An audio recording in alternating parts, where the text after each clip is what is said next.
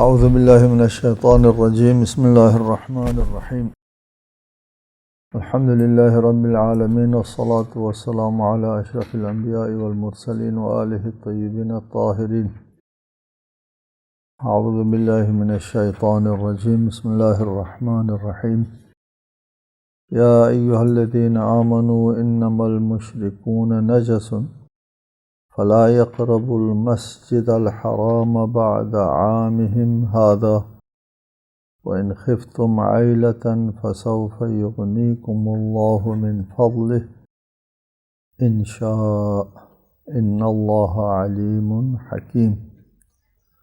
سورہ توبہ آیت 28۔ اے ایمان والو، مشرکین تو بلا شبہ ناپاک ہیں، لہٰذا اس سال کے بعد وہ مسجد الحرام کے قریب نہ آنے پائیں، اور اگر مشرکین کا داخلہ بند ہونے کی وجہ سے تمہیں غربت کا خوف ہے تو اس کی پرواہ نہ کرو، اگر اللہ چاہے تو جلد ہی تمہیں اپنے فضل سے بے نیاز کر دے گا۔ مکہ میں مشرکین کو حج کرنے کی ممانعت ہو گئی، مسجد الحرام سے آنے کو ممنوع قرار دے دیا گیا۔ اس میں سبب اور وجہ اس کی یہ بیان فرمائی اس آیت میں کہ انما المشرکون نجس، مشرک لوگ ناپاک ہیں۔ نجس ایک اس کے لغوی معنی ہے اور ایک اصطلاحی معنی ہے، فقہی اصطلاحی معنی۔ لغوی معنی کے اعتبار سے نجس پلید کو کہتے ہیں، ہر پلید کو نجس کہتے ہیں، وہ ظاہری پلیدی ہو یا باطنی خباثت ہو، دونوں کو نجس کہتے ہیں۔ اس آیے مجیدہ سے مراد کیا ظاہری نجاست ہے، پلیدی ہے جس کو دھونا ہوتا ہے اور دھونے سے بھی پاک ہوتا ہے، یا بعض نجس العین دھونے سے بھی پاک نہیں ہوتا، یہ اس قسم کے نجاست میں سے ہے، یا باطنی نجاست ہے، خباثت باطنی مراد ہے۔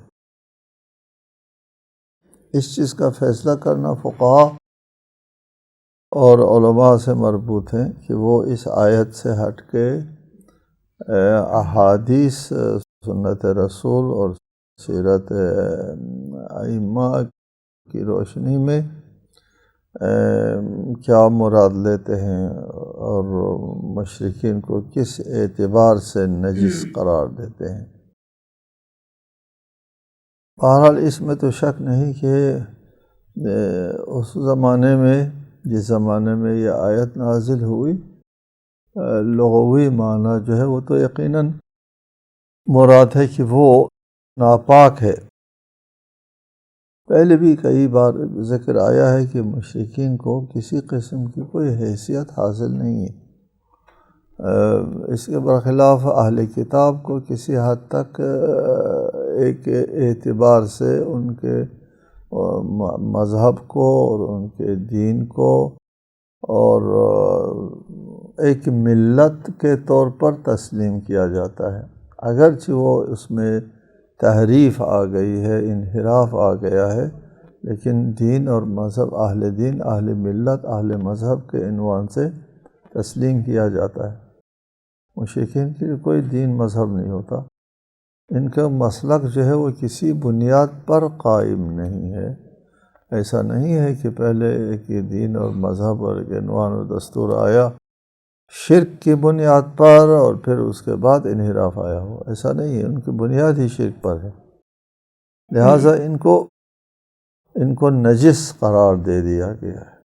مشرک نجس ہے، پلید ہے، باطنی طور پر خبث باطنی کے اعتبار سے یہ لوگ نجس ہیں، ان کے عزم و ارادے نجس ہیں، ان کے خیالات نجس ہیں، اور ان کے عزائم نجس ہیں۔ شرک کے بنیاد کے اوپر ہونے والا ہر عمل نجس ہے، ناپاک۔ لہٰذا مشرکین جو ہے وہ ایک ناپاک اور پلید وجود ہے، ان کو مسجد الحرام کے نزدیک نہیں آنا چاہیے بعد عامہم ھذا، اس سال کے بعد، یعنی اس آیت کے نزول کے سال کے بعد، فتح مکہ کے بعد مشرکین کو حج کرنے کی اجازت نہیں دی گئی۔ مشرکین کو مسجد حرام میں بھی آنے کی اجازت جو ہے وہ ممنوع ہو گئی۔ آس پاس اطراف میں قرب و جوار میں اگر کچھ مشرکین رہ گئے ہیں جنگ حنین کے بعد بھی، ان لوگوں کے لیے اجازت نہیں ہے کہ وہ آئیں اور پھر مسجد الحرام میں آ کر طواف کریں اور حج کریں، یہ ممنوع ہو گئے۔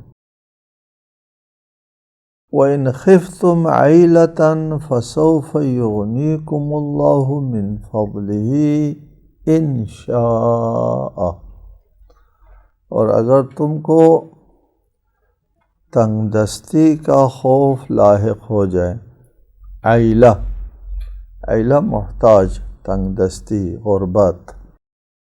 غربت کا خوف لاحق ہو جائے، مشرکین کا داخلہ بند کرنے کی وجہ سے مکہ کا ذریعہ معاش جو ہے وہ تجارت کے اوپر موقوف تھا، وہاں کوئی زراعت یا کوئی اور پیشہ وجود میں نہیں تھا۔ بیت اللہ کی وجہ سے دنیا بھر سے لوگ آتے اور جاتے تھے، اور پورے علاقے سے بھی لوگ آتے تھے، اور لوگوں کے آنے جانے کی وجہ سے، مرکز ہونے کی وجہ سے تجارت ہوتی تھی، اور اس تجارت کے اوپر ان لوگوں کا گزارا چلتا تھا۔ اب مشرکین کا داخلہ بند ہونے کی وجہ سے ظاہر ہے کہ ایک معتدن بھی تعداد لوگوں کی مکے کی طرف آنے والوں کی کم ہو جائیں گے۔ ان لوگوں کے آنے کی کم ہونے کی وجہ سے تجارت جو ہے وہ متاثر ہو جائے گی، تجارت کے متاثر ہونے سے ان لوگوں کا ذریعہ معاش متاثر ہو جائے، اور تو کوئی ذریعہ ہی نہیں۔ مثلا آج کل کی دنیا میں اگر کسی ملک کا ذریعہ معاش جو ہے وہ سیاحت ہے، تو سیاح کے نہ آنے سے یقیناً معیشت متاثر ہو جاتی ہے۔ اسی طرح مکے کی معیشت جو ہے وہ مکے سے باہر سے آنے والے لوگوں کے اوپر منحصر تھی۔ اس بات کی طرف اشارہ فرمایا وَإِنْ خِفْتُمْ عَيْلَةً، مشرکین کے اوپر پابندی لگانے کی وجہ سے اگر خوف ہے غربت کا، تو یہ خوف نہ کرو۔ فَسَوْفَ يُغْنِيكُمُ اللَّهُ مِنْ فَضْلِهِ، اللہ اپنے فضل و کرم سے تم کو بے نیاز کر دے گا۔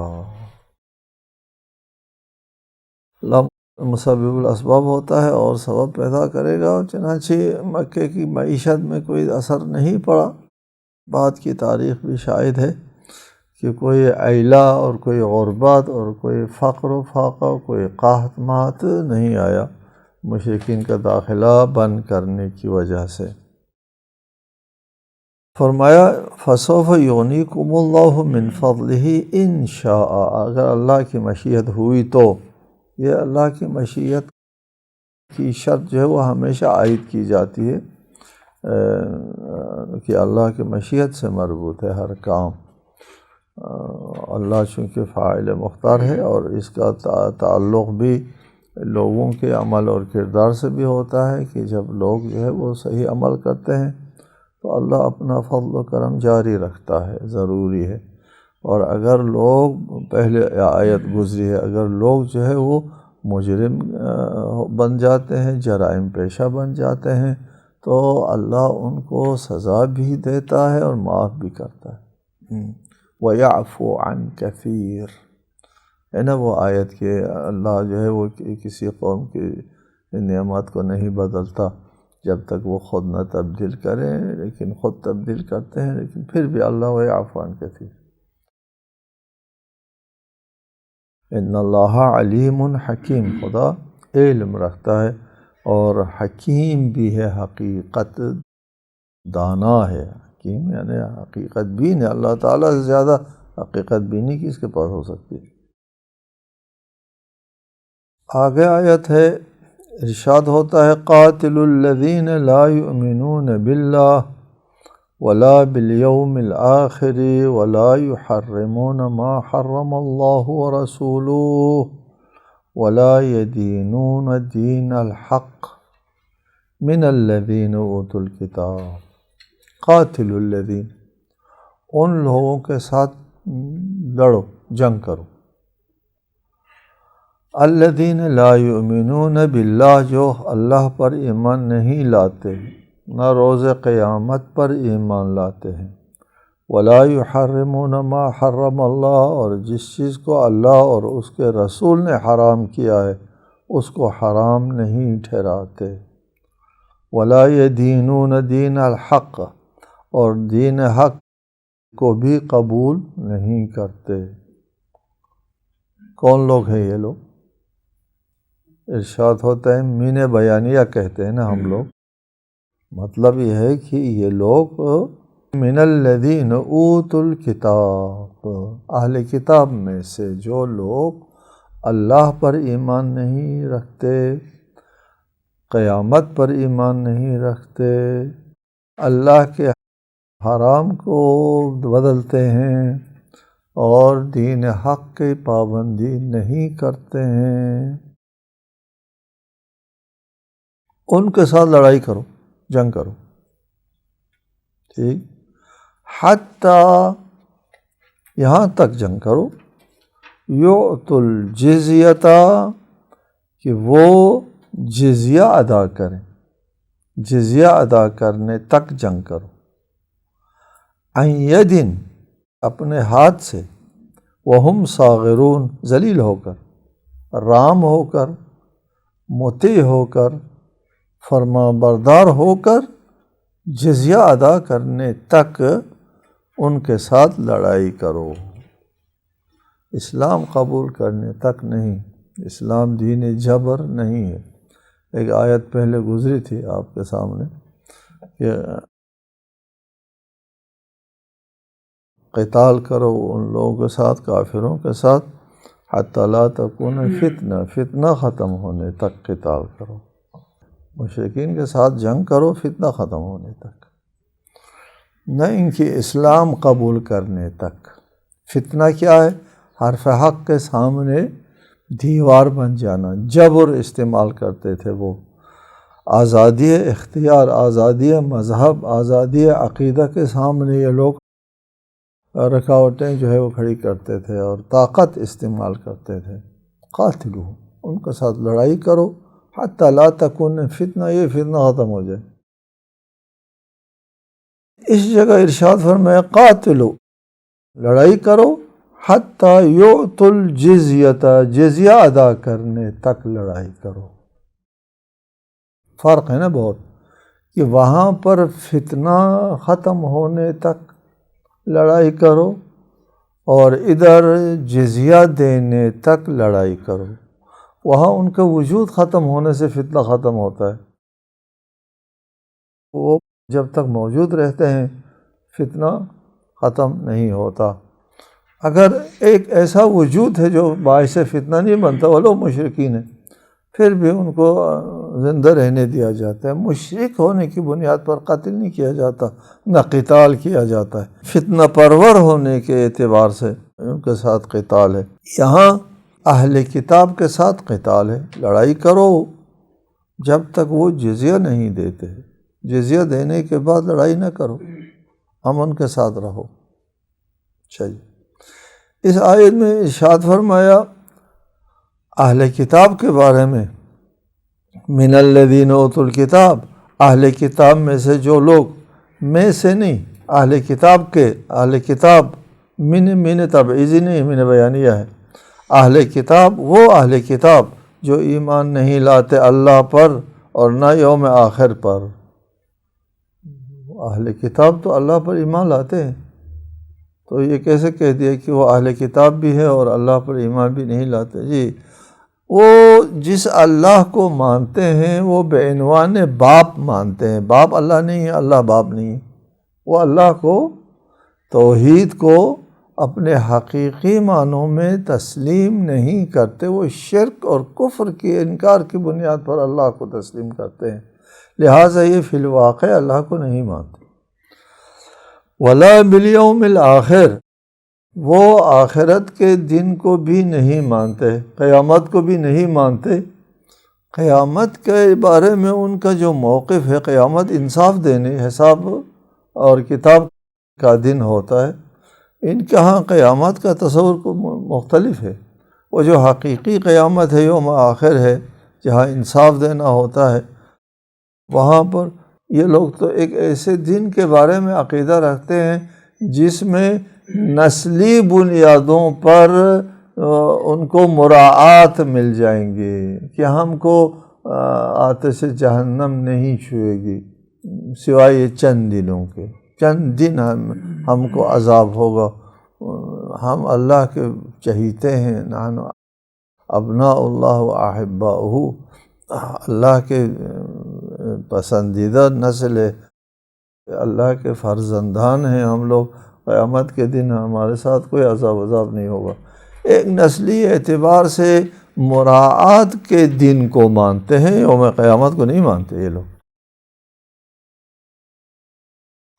وَلَا يُحَرِّمُونَ مَا حَرَّمَ اللَّهُ وَرَسُولُهُ، اللہ اور اس کے رسول نے جس چیز کو حرام کیا ہے یہ لوگ اس کو حرام نہیں قرار دیتے۔ ربا خواری کو حرام کیا تھا، خمر کو حرام کیا تھا، باقی فواحش کو حرام کیا تھا، ان تمام فواحش کو ان لوگوں نے رعایت دی ہے، چھوٹ دی ہے اور ان کی اجازت دی ہے، لہٰذا یہ لوگ اللہ کے حرام کردہ چیزوں کو حرام بھی قرار نہیں دیتے یہ اہل کتاب۔ وَلَا يَدِينُونَ دِينَ الْحَقِّ، اور نہ دین حق کی پیروی کرتے ہیں، وہ دین حق جو حضرت موسیٰ کے اوپر نازل ہوا اس کی یہ لوگ پیروکار نہیں ہیں، جو حضرت عیسیٰ کے اوپر نازل ہوا اس دین حق کے پیروکار نہیں ہے، یہ جس مذہب کے مدعی ہے اس مذہب کے بھی پیروکار نہیں ہے۔ دین حق سے مراد وہ اگر لیا جائے جو ان سے مربوط ہے، دین موسیٰ اور دین عیسیٰ، اس پر بھی یہ لوگ قائم نہیں ہے۔ اور دین حق اگر یہ دین اسلام جو دین مسیحی اور دین یہودی کا ناسخ الادیان دین ہے تو بھی درست ہے، یہ رسول کریم جو دین لے کر آئے ہیں اس کو بھی نہیں مانتے، اور اپنا جو مذہب ان کو وراثت ملا ہے اس پر بھی یہ لوگ قائم نہیں ہے۔ اس قسم کے اہل کتاب کے ساتھ لڑائی کرو حتیٰ یعطوا الجزیۃ، جزیہ کا ٹیکس دینے تک، وہ بھی عن ید وہم صاغرون، ذلیل اور خوار ہو کر۔ جزیہ لینے کے سلسلے میں ہمارے ہاں اس کے اوپر کوئی معذرت خواہانہ کوئی طریقہ اور لہجہ اختیار کیا جاتا ہے، بلکہ اس کے اوپر کوئی معذرت خواہانہ لہجہ اختیار نہیں کرنا چاہیے، بلکہ فخر کے ساتھ اور اس کا اظہار اور پرچار کرنا چاہیے۔ دیکھ، اسلام جبر کا مذہب نہیں ہے، اسلام اکراہ کا مذہب نہیں ہے، اسلام آزادی کا مذہب ہے۔ یہ اہل کتاب کو ہم جزیہ دینے کے بعد ان کو تسلیم کرتے ہیں، ان کو آزادی دیتے ہیں، ان کو اپنے مذہب پر عمل کرنے کی آزادی، اظہار رائے کی آزادی، اپنے عبادات کی آزادی، نہ صرف آزادی دیتے ہیں، تحفظ دیتے ہیں۔ ابھی ہم ذکر کرتے ہیں جزیہ کیا چیز ہے۔ جزیہ ایک مالی واجبات ہے، مالی واجبات کا نام جزیہ ہے جو اہل کتاب سے لیا جاتا ہے۔ جی، اہل کتاب جزیہ دیں، جزیہ دیں کا مطلب کیا ہے؟ جزیہ دینے کا مطلب یہ ہے کہ اسلامی ریاست میں جہاں رعایا ہوتے ہیں، مختلف رعایا ہوتے ہیں، کچھ لوگ مسلمان ہوتے ہیں اور کچھ لوگ مشرکین ہوتے ہیں، مشرکین کو قبول نہیں کرتا اسلامی معاشرہ، کوئی عنوان نہیں دیتا، غیر مشرک اہل کتاب ہوتے ہیں، ٹھیک ہے جی، اہل کتاب کو عنوان دیا جاتا ہے کہ اہل کتاب رہیں آزادی سے، لیکن وہ جزیہ دیں۔ مسلمان جو ہے وہ بھی پیسہ دیتے ہیں، اس کو زکوٰۃ کہتے ہیں۔ مسلمان سے بھی مالی واجبات وصول کرتی ہے اسلامی ریاست۔ تو اسلامی ریاست میں ایک مسلمان ہے اور ایک غیر مسلم رعایا ہے۔ مسلمان سے ٹیکس لیا جائے، غیر مسلم سے نہ لیا جائے، نہیں ہو سکتا۔ لہٰذا مسلمانوں سے جو مالی واجبات لیا جاتا ہے وہ عبادت ہے، عبادت، اس کو زکوٰۃ کہتے ہیں۔ وہ ایک عبادت ہے، مسلمانوں سے جو لیا جاتا ہے اس کو زکوٰۃ کہتے ہیں۔ اور مسیحیوں سے اور یہودیوں سے، اہل کتاب سے جو مالی واجبات دیا جاتا ہے اس کو وہ عبادت کے طور پر تو نہیں دیں گے، وہ جو مال دیں گے اس کو جزیہ کہتے ہیں، وہ زکوٰۃ نہیں ہے۔ وہی مالی واجبات ہے جو مسلمان بھی ادا کرتے ہیں اور اہل کتاب کو بھی ادا کرنا ہوتا ہے۔ یہ کوئی امتیازی سلوک نہیں ہے، برابر کا سلوک ہے۔ یہ زکوٰۃ دو، یہ ٹیکس دے دو، اس کا نام ٹیکس رکھ دیا اور اس کا نام زکوٰۃ رکھ دیا۔ دونوں مالی واجبات ہے، اسلامی ریاست کا یہ ممبر ہے۔ ایک چیز، دوسری چیز، ان سے جزیہ لیتے ہیں اسلامی ریاست والے، جب جزیہ وصول کرتے ہیں مفت میں، ان سے کوئی جرمانے کے طور پر جزیہ وصول کرتے ہیں کہ ہم معذرت کرنے لگے آج کل کی دنیا میں لوگوں سے، نہیں، ایسا نہیں ہے۔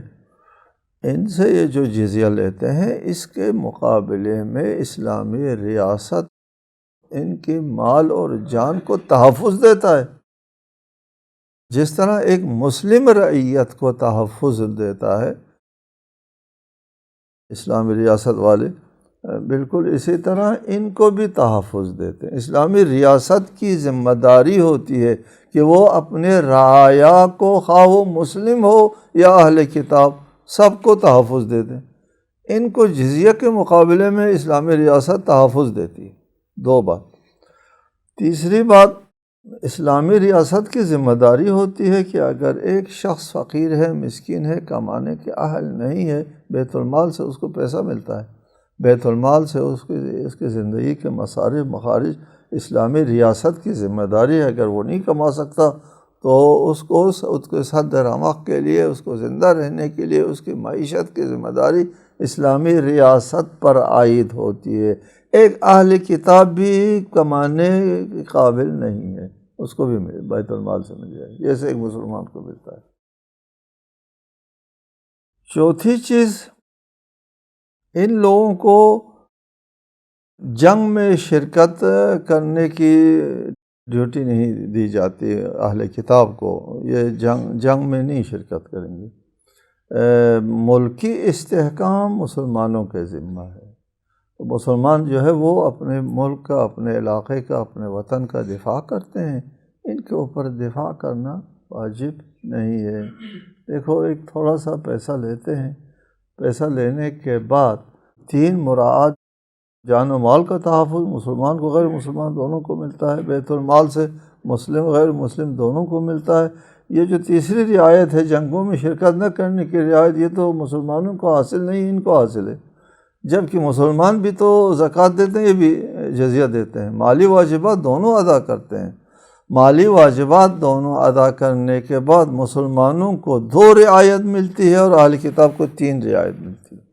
جنگوں میں عدم شرکت، معذرت کرنا چاہیے لوگوں سے کہ یہ وہ معذرت ہے کہ وہ جزیہ لینے کی، جزیہ کا مطلب یہ نہیں، جزیہ کا مطلب جزیہ ہے، ٹیکس لیا جاتا ہے، اور ٹیکس لینے کے بعد ارشاد فرمانا اید وہم صاغرون، کہ وہ یہ ٹیکس ادا کریں۔ یہ کس چیز کی علامت ہوگی؟ اس ٹیکس مفت میں نہیں لیتے، اس کے مقابلے میں یہ خدمات جو ہے وہ اسلامی ریاست فراہم کرتی ہیں، لیکن وہ یہ ٹیکس دیں اید وہم صاغرون، یہ سازش کار ہو کر، جابر ہو کر اور سرکش ہو کر نہیں، اب اسلامی ریاست کا ممبر بن کر، اسلامی رعیت بن کر، اسلامی قوانین کے اطاعت اور فرما بردار بن کر رہنا ہوگا۔ وہم صاغرون، نہیں کہ وہ بالادست کر کے، اپنے آپ کو سمجھ کر کے اور اپنے آپ کو حاکم سمجھنا، حاکم نہیں، اب رعیت ہے، مسلمانوں کی طرح ایک رعایا ہے، مسلمانوں کو بھی اسلامی قوانین کی پاسداری کرنا ہوتی ہے، ان کو بھی قوانین کی پاسداری کرنا ہوتی ہے۔ لہٰذا یہ اسلامی ریاست کے عادلانہ نظام کا ایک اہم حصہ ہے جو غیر مسلموں کو فراہم کرتی ہے۔ السلام علیکم ورحمۃ اللہ وبرکاتہ۔